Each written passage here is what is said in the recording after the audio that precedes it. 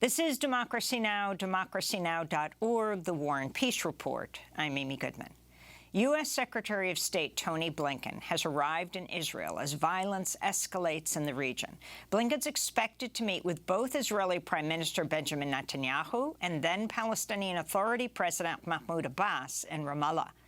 Israel's killed at least 35 Palestinians since the beginning of the year. The dead include 8 children. The deadliest incident occurred on Thursday when Israeli forces raided the Jenin refugee camp in the West Bank, killing 10 people, including 2 children. It was the deadliest Israeli raid in the West Bank in 2 decades. A day later, a Palestinian gunman shot dead 7 people at a synagogue in an Israeli settlement in occupied East Jerusalem. The shooting targeted worshippers observing the Sabbath. The New York Times says it was the deadliest attack on civilians in Jerusalem since 2008. After the attack, Israel's new national security minister, the far-right politician Itamar Ben-Gvir, vowed to make it easier for Israelis to carry guns. Over the weekend, Israelis living in illegal settlements in the West Bank carried out scores of attacks on Palestinians. One Palestinian official decried the settler violence, saying it marked a, quote, unprecedented increase in the frequency of terror attacks against Palestinian citizens and their property. We're joined now by 2 guests. Rashid Khalidi is the Edward Said Professor of Modern Arab Studies at Columbia University. He's the author of several books, including his latest, The 100 Years' War on Palestine. He's joining us from Boston today.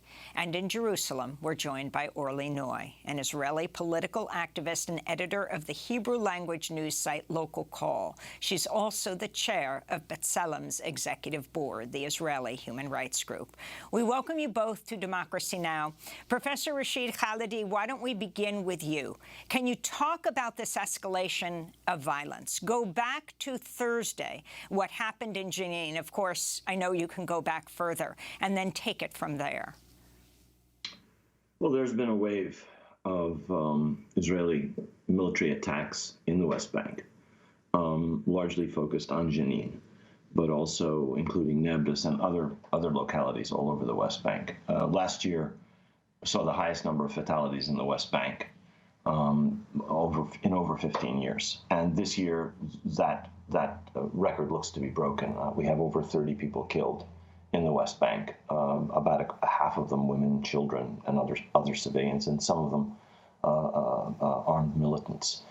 So this is part of an escalation that's been going on even before this new extreme Israeli government took office, and I think it reflects the intensity of the colonization and more intense Israeli control that's being exerted over the West Bank and occupied Arab East Jerusalem. It's the response of people to an absolutely intolerable situation, the violence that we're seeing, and then the Israeli government responds with further home demolitions. Settlers respond with further attacks on Palestinian lives and property. So we are seeing a situation that has been growing in intensity and in which the Israeli process of taking over, stealing land, taking it over for exclusive use by settlers has pushed the Palestinians very close to the brink. Where this is going to go, nobody can say. But the pressure that's being put on and the absence of any reaction from the international community, the Arab world, is terrifying, because nothing seems to be able to stop what this move to completely incorporate the entirety of the occupied territories into Israel. And after the Jenin attack, and let's remember that the well-known, the world-renowned Palestinian American journalist Shireen Abu Akleh was killed right outside the Jenin refugee camp as the Israeli forces were engaging in raids. Talk about what happened the next day. Talk about the Palestinian gunman, the attack on the synagogue. And interestingly, the difference between, I mean, all of this is terrorizing communities, but when the word terror is used and terrorist. Professor Khalidi. Yeah, I lost the sound there for a minute. I think what you're pointing to is the fact that the much more massive number of Palestinian casualties, most of them civilians, are never recognized as the result of Israeli terror, whether it's settler violence or whether it's the actions of the Israeli military or the border guards of the police. We are talking about a 3-to-1, 4-to-1, 5-to-1 ratio of civilian deaths. Many, many more Palestinians killed. We are only told that what the Palestinians do is quote-unquote terror. What the Israeli government does is in service of quote-unquote security. And again, this term security is one that is used as a bludgeon by Israel to justify not just the murder of civilians, not just attacks on localities like the Jenin refugee camp or the town of Jenin or the city of Nablus, but to justify the continued expropriation, theft of Palestinian land for the building of new Israeli settlements. All of this is justified in terms of security. What it is colonization. Israel is systematically colonizing occupied Arab East Jerusalem and the rest of the occupied West Bank. And in so doing, it is employing terror wielded by Israeli settlers, armed Israeli thugs, and by the Israeli military, which invariably protects the settlers. And so we're talking about use of a term as a bludgeon against the Palestinians in support of this colonization process, one which the United States constantly repeats. We had President Biden talking about the attack on the worshippers outside the synagogue as an attack on civilization. This is the language of colonizers throughout history, in Ireland, in Kenya, in India, in Egypt. Anything that's done by the occupied, by the colonized to resist is terrorism. What the state does is legal violence. And that's the way in which this is always being framed by Israel and by its supporters in the United States, including the U.S. government under President Biden.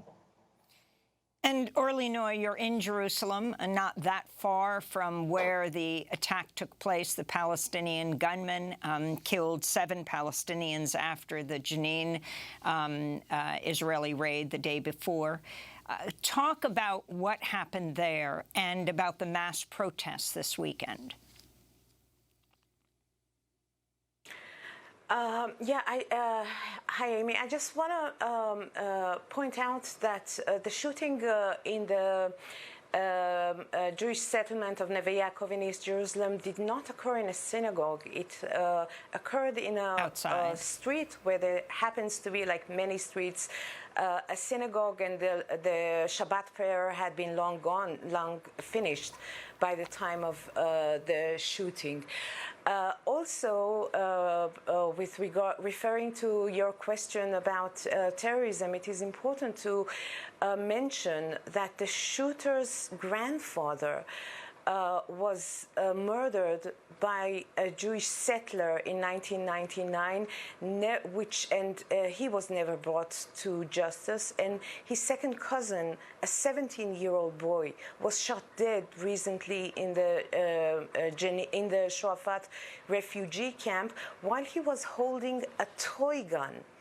And later, Itamar Ben-Gvir actually granted the shooter, the policeman who shot dead this 17-year-old boy, with the certification of excellence. The protests are not directly related to this new cycle of violence that we've been witnessing, but of course it's very much related to the uprise of the most radical far-right government with clear fascist elements that we have right now in Israel. I think that there's a general notion within the Jewish Israeli society that something very dramatic happened, but I think that we are still not seeing the soul-searching that this radical shift was supposed to bring about.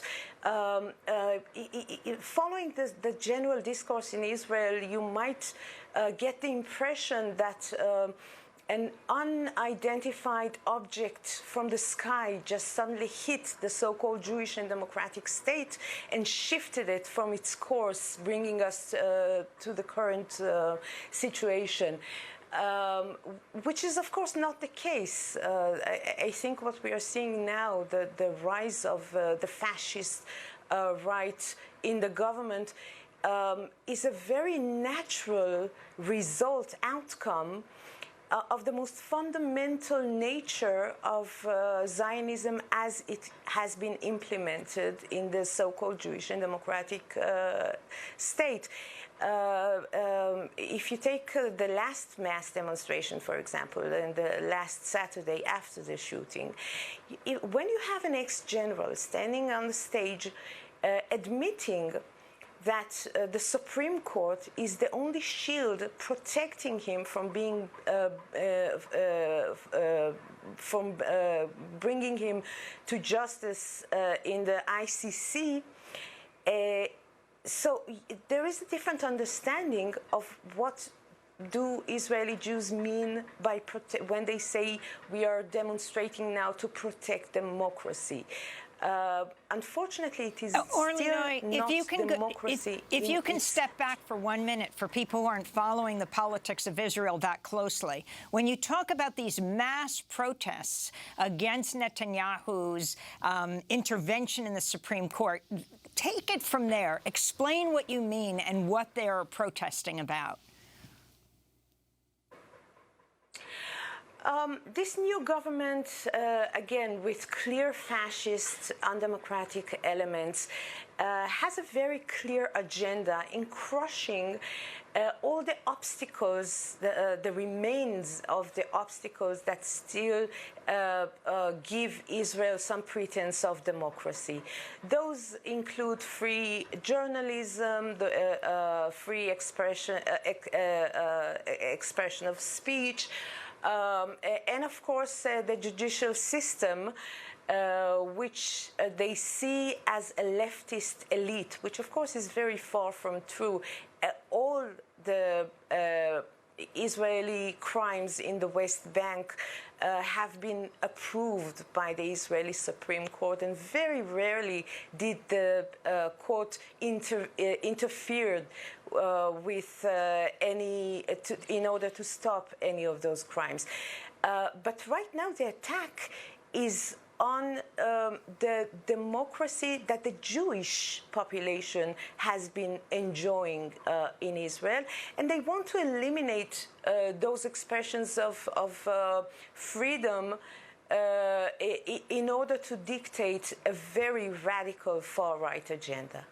You also mentioned Itamar Ben-Gvir, the national security minister who awarded the soldier who killed the Palestinian.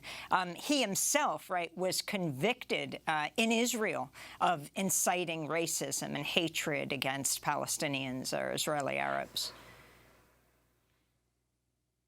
He was actually indicted with being a part of a terrorist organization, which is quite ironic because one of the main articles on their agenda is to exclude the Palestinian Knesset members from the parliament because of so-called being supporters of terrorism. But actually the only parliament member right now in the Israeli Knesset that was indicted with supporting a terrorist organization is Itamar Ben-Gvir himself. Professor Rashid Khalidi, as we speak, Secretary of State Tony Blinken has just left Egypt, where he met with President Sisi, and arrived in Tel Aviv. He'll be meeting with Benjamin Netanyahu, and then tomorrow he'll be meeting with Mahmoud Abbas in Ramallah. Can you talk about the significance of this trip? Well, Blinken is coming to pump more formaldehyde into the decaying corpse of the so-called two-state solution. This is, and also to continue the maintenance of the status quo, which seems to be the objective of every American administration, to allow Israel to continue to do whatever it does to the Palestinians, while occasionally poo-pooing certain excesses. There's been very little change from the time that the Biden administration came into office in the core policies of the U.S. government, whether that had to do with arming Israel to continue its occupation and colonization of Palestinian land to the tune of $3.8 billion every year in military sales and military aid to Israel, or endorsement of the Trump administration's movement of the U.S. Embassy to Jerusalem in recognition of Jerusalem as Israel's capital, or recognition of the annexation by Israel, illegal annexation by Israel of the occupied Golan Heights. None of these Trump-era policies have been changed. And Blinken's long-planned trip is essentially intended to further American policies, which also include normalization between a state that is systematically brutalizing Arabs with other Arab governments, most of them undemocratic and unrepresentative of popular feeling in the Arab world, which is intensely pro-Palestinian. So Blinken's stated objectives are to maintain the status quo and to push this normalization process. And can you also talk about what's happening right now to the Palestinian gunman's home? This whole idea of collective punishment, they are sealing it off. Explain what takes place. Well, what Israel does is to systematically punish not just the perpetrators of attacks, but sometimes the extended families of perpetrators of attacks. This kind of collective punishment is part of a process of trying to crush the spirit of Palestinian society. You don't just put the perpetrator of an attack in jail, you interrogate and brutalize and torture members of the family, and then you just seal off and ultimately destroy their home.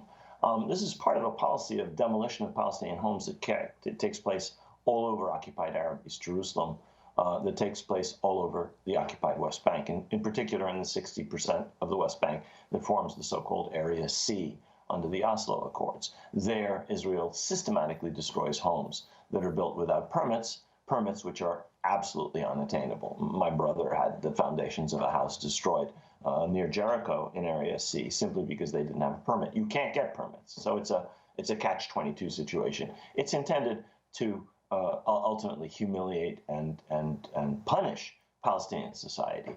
And the demolition of the homes of perpetrators of attacks is just the peak of a process of systematic demolition of homes all over occupied Arab East Jerusalem and the West Bank.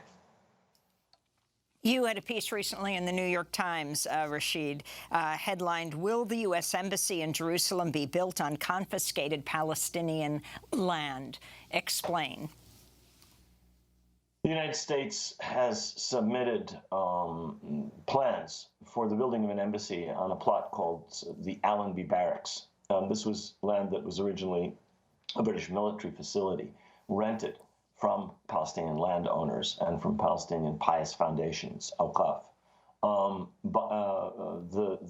The owners of this property, back when this plan was originally floated in the 1990s, put together research that showed the Palestinian ownership of this land, sent it to the U.S. administration, which at the time Secretary of State Madeleine Albright and her staff acknowledged that this was the case, and the plan was shelved. The Trump administration reactivated this plan, and the Biden administration has gone forward with it. Today, the District Planning Commission is looking into the objections, including those filed by lawyers for the families against this, on the grounds that this is Palestinian-owned property. This is something that has been put to the State Department. Secretary of State Blinken and the U.S. Ambassador to Israel, Thomas Knights, were sent letters by lawyers for these families. They include my family and many, many other Jerusalem families, including many people who are U.S. citizens, telling the U.S. government that it is about to build or planning to build on property owned by Palestinians, illegally confiscated by Israel, including the property of U.S. citizens. We have yet to the families and the lawyers for these families have yet to get a response from the State Department. Well, let me play the response of State Department spokesperson Ned Price, who was asked about whether he'd read your New York Times op-ed. I did see it, and I appreciate the opportunity to comment on it, primarily because there has been some misinformation or some misimpressions about our plans. To be very clear, we have not decided on which site to pursue. a number of factors, including the history of the various sites that are in contention, will be part of that various site selection process. We are committed, as you know, Saeed, to keeping the U.S. Embassy in Jerusalem. The United States recognizes Jerusalem as Israel's capital. We're currently considering two options for our future embassy facility in Jerusalem. One is the Allenby site, and the second is the Arnona site. But again, no decision has been made on site selection. In accordance with Israeli law, we started the process to amend the town plan for both potential locations. The public comment period for the Allenby site remains open. We also expect to advance the plan for the Arnona site shortly, with a separate comments period to open soon. The reason there is a comments period is so that we can garner a fuller sense of public reaction, public response to sites that may be in contention. State Department spokesperson Ned Price. Professor Khalidi, your response. State Department received full information on the Allenby site in 1998, 25 years ago. And while they may well be studying what to do, they know perfectly well that if they go ahead with the Allenby site, they will be building on the land that belongs to a number of Palestinians, including many American citizens. There are two sites, it's correct, but the plan submitted by the U.S. government to the District Planning Commission, the comment period ends today, actually, includes plans for an embassy on the Allenby site. It includes plans for other buildings on the so-called Arnona site. So we will see. The lawyers for the families will be holding a panel to discuss this actually tomorrow. And we hope that people will tell their congresspeople, will tell the State Department, tell the U.S. government that it should not be building on confiscated Palestinian land, including land that belongs to U.S. citizens, and more broadly, that this move of the embassy to Jerusalem and this recognition of Jerusalem as Israel's capital only, in effect, is yet another a nail in the coffin of the so-called two-state solution.